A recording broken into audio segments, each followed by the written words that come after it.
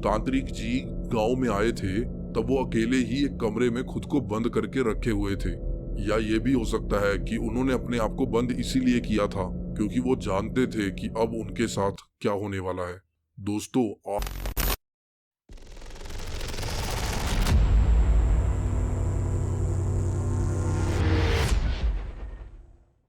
दोस्तों अगर आप भी हमारे चैनल पे पहली बार आए हैं तो हमारे चैनल को सब्सक्राइब कीजिए क्योंकि मैं हिंदी में आपके लिए मजेदार गोस्ट स्टोरीज लाता रहता हूँ जिसे सुन के आपको बहुत मजा आएगा और आप मेरी आवाज के फैन हो जाओगे। तो चलिए भूत वर्ष में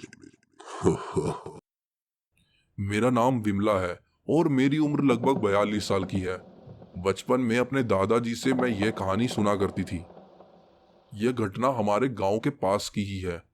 दादाजी बताते थे कि अचानक से उस गांव में लोगों ने भूतों को देखने का दावा करना शुरू कर दिया, जबकि इससे पहले कभी भी कोई घटना ना कि हमारे गांव में घटी थी और ना ही कभी आसपास के गांव में। कहा जाता था कि वहां पे लोग कुछ आत्माओं को देखते हैं और वो आत्माएं उन्हें नुकसान पहुंचाने की कोशिश करती हैं। कई लोग बच जाते और कई लोग उन आत्माओं की चपेट में आ जाते, जिन्हें आत्माएं बहुत ज्यादा परेशान करती थी। किसी को भी समझ नहीं आ रहा था कि बात क्या थी। लोग परेशान हो रहे थे और समाधान ढूंढने की कोशिश कर रहे थे। कुछ लोग तो डर के मारे उस गांव से अपना घर छोड़कर दूसरे गांव में अपना घर बसा रहे थे। गांव में भूतों का डर कुछ ज्यादा ही हो गया था। दादाजी बताते हैं कि वही गांव में उनके कुछ दोस्त भी रहा करते थे। एक रात जब उनके दो दोस्त गांव में खेतों में पानी डालने गए तो सुबह पर उनकी वहां पे लाश मिली। वो लाश बुरी तरह से कटी फटी हालत में थी। ऐसा लग रहा था कि बहुत सारे जंगली जानवरों ने अपने नाखूनों से लाश को काट पीट दिया हो और बॉडी के इंटरनल पार्ट्स बाहर निकले हुए थे और उन लोगों का चेहरा भी बहुत बुरी तरीके से घायल हो चुका था। उन लाशों को देखकर एक अजीब सा डर लग रहा था।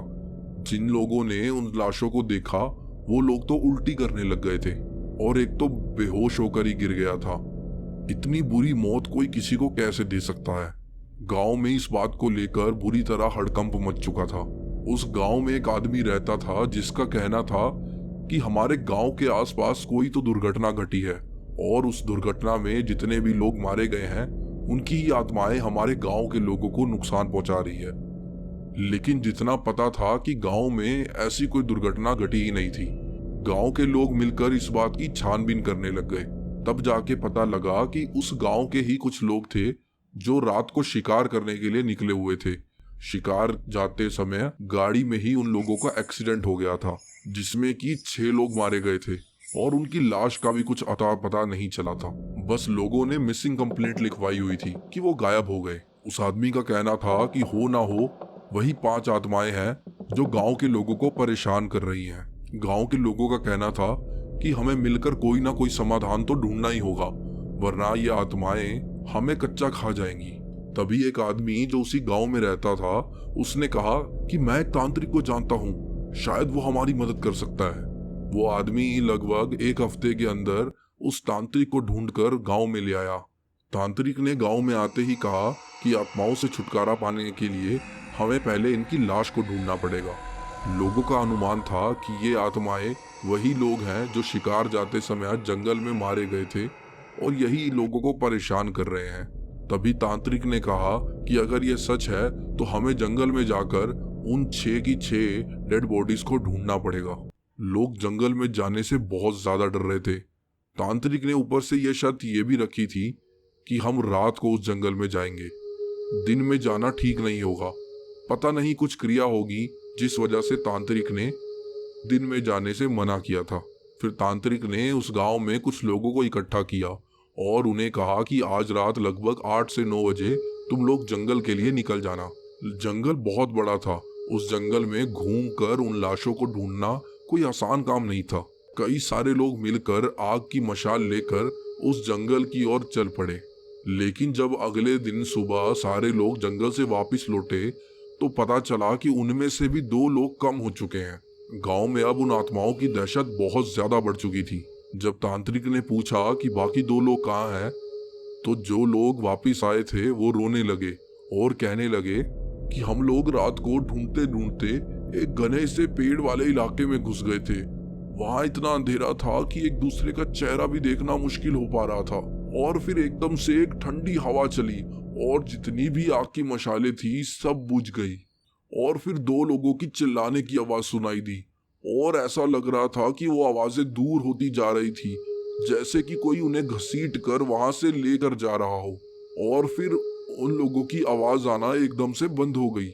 उन लोगों में से एक का कहना था कि एक आवाज तो ऐसे धीरे धीरे करके बंद हुई थी, लेकिन जो दूसरे आदमी की आवाज थी उसने लास्ट में एक जोर से चीख मारी थी, जिससे हम लोगों को ये समझ आ रहा था कि किसी बहुत बड़ी चीज से उसे मार कर एक ही बार में खत्म कर दिया जा रहा हो। ये बात जब गांव में लोगों को पता चली तो वो लोग और ज्यादा डरने लगे।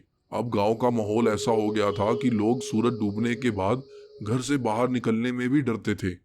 फिर तांत्रिक ने बोला कि मुझे पता है अब क्या करना चाहिए। फिर तांत्रिक ने कुछ अपने ही जैसे लोगों, शायद वो छोटे मोटे तांत्रिक होंगे, उन लोगों को अपने गांव में बुलाया। वो लगभग 4 से 5 लोग थे। वो सारे उस गांव में इकट्ठा हुए। फिर तांत्रिक ने कहा, अब मैं खुद जंगल में जाकर उन लाशों को ढूंढूंगा। जंगल में जाने के लिए तांत्रिक के साथ अब लगभग 10 से 12 लोग जुड़ चुके थे। जंगल में जाते ही तांत्रिक ने नींबू पर कुछ लिखकर फूंक मारी और जमीन पर दे मारा।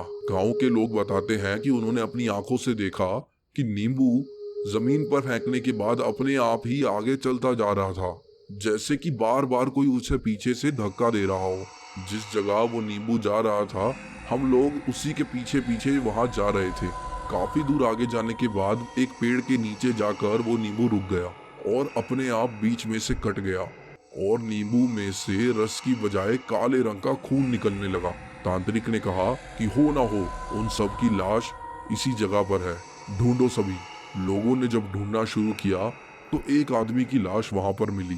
जब लोगों ने उस लाश को बाहर निकाला तो उनसे देखकर बर्दाश्त नहीं हुआ। वो लाश सड़ चुकी थी और उस लाश पर पूरी तरह से कीड़े पड़ चुके थे। तांत्रिक ने उस लाश को लिया और एक कोने में जाकर रख दिया और लोगों से कहा कि जाओ बाकी लाशों को ढूंढो। और फिर एक एक कर कर वो 6 की 6 लाशें वहां पर मिली। तांत्रिक ने कुछ क्रियाएं की और फिर उन 6 की 6 लाशों को आग में जला दिया और कहने लगे कि अब ये आत्माएं तुम लोगों को परेशान नहीं करेंगी। लोग इससे काफी ज्यादा खुश थे और तभी जंगल में एक आवाज गूंज उठी। वो आवाज बचाओ बचाओ कह रही थी। लोगों ने कहा कि शायद ये दोनों वही लोग हैं जो जंगल में उन लाशों को ढूंढने आए थे और गुम हो गए थे। शायद वो लोग अभी तक जिंदा हैं।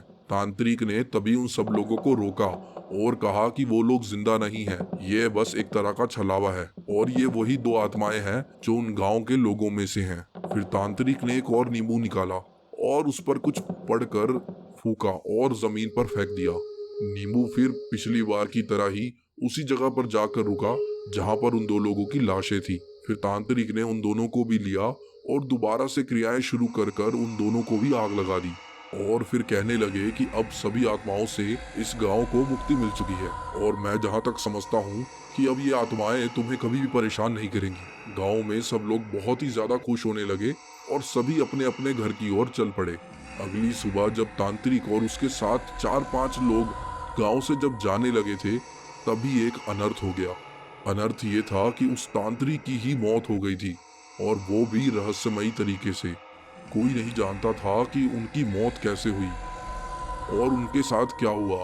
बस उनके साथ जो 4-5 छोटे तांत्रिक या उनके शिष्य थे वो एक ही बात कहे जा रहे थे कि इस गांव को बचाने के लिए तांत्रिक जी ने अपनी जान जोखिम में डाल दी और अपनी कुर्बानी दे दी।